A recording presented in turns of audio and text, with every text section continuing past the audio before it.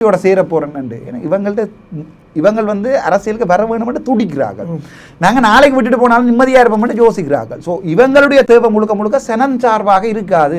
இவன் முழுக்க முழுக்க யோசிக்கிற தங்கள் சார்பாக. இப்போ ராசா நான் நினைச்சால் ஒரு 4 செக்யூரிட்டி கார்டு மாதிரி ஒயிட் அடிச்சு இப்போ இதில் வெளியில வந்து ரங்கிருக்கலாம். விளங்கலையா?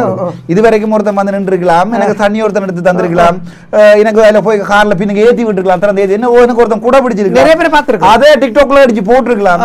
உங்களுக்கு தெரியும் மட்டக்களப்பில் எல்லாம் இருந்துச்சு. நம்ம சில பாராளுமன்ற உறுப்பினர்கள் இந்த என்ன STF எல்லாத்தையும் வச்சு கொண்டு படம் எல்லாம் டிக்டாக்ல எல்லாம் போட்டு நான் தானே யார் ஓடி வந்தேன். எனக்கு தேவையில்லை ராசா அந்த பகட்டு பந்தா எல்லாம். ஏன்னா என்ன விமர்சிக்கிறோம்னு சொல்லி கொண்டு எங்கேயோ வச்சுட்டாங்க. எனக்கு அந்த பகட்டு பந்தாவும் தேவையில்லை.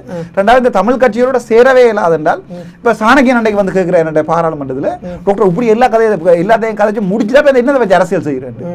ஜனாதிபதியோட ஒரு விடயத்துக்கும் நான் நேராக முட்டிட்டேன். அதாவது பலாலியில் வைத்தியசாலை கட்டப்படுற விடயத்தில் வடக்கு மாநிலத்தின் கொமாண்டரோட நேரம் முட்டிட்டேன். அதை வீடியோ வழியால் வரையில. பட் பாராளுமன்றத்துக்குள்ளே நடந்தோம் நேரம் அவர்கிட்ட நான் சொன்னேன், இந்த பார்லிமெண்ட்டில் எனக்கு ஸ்டாண்டிங் ஓடுறப்ப இப்போ நான் மெக்லியர்ஸையும் லாஸ்டையும் லிப்பின் கோட்டையும் படித்த எனக்கு இந்த 120 வகை பார்லிமெண்ட் ஸ்டாண்டிங் ஓடுறாட பாடமாக இல்லாது. ஸோ நான் சொன்னேன் பார்லிமெண்ட்டில் வந்து ப்ரிவிலேஜ் ஆக்டில் எனக்கு பார்லிமெண்ட்டில் வந்து விட்னஸ் ஒரு ஆள் பொய் சொல்லுவாரா இருந்தால் அவர் சொல்கிற போய் ப்ரூவ் பண்ணுவாரா இருந்தால் பீனல் கோட் செக்ஷன் 190 படி பார்லிமெண்ட் அவமதிப்புன்னு சொல்லி 7 வருஷம் சிறை தண்டனை. நான் சொன்னேன் இவர் முழு போய் சொல்கிறார் பார்லிமெண்ட்டில் இவருக்கு அந்த வடக்குமான இவர் ஏனென்றால் அவன் பாவி சொல்கிறான் அந்த வைத்தியசாலை வந்து ஃபுல்லாக கட்டுப்பட்டு முடிஞ்சிட்டான். எனக்கு தெரிய வெளியால் அந்த பார்க்க 4 தூண் தான் தெரியுது, வேறு ஒன்றுமே இல்லை.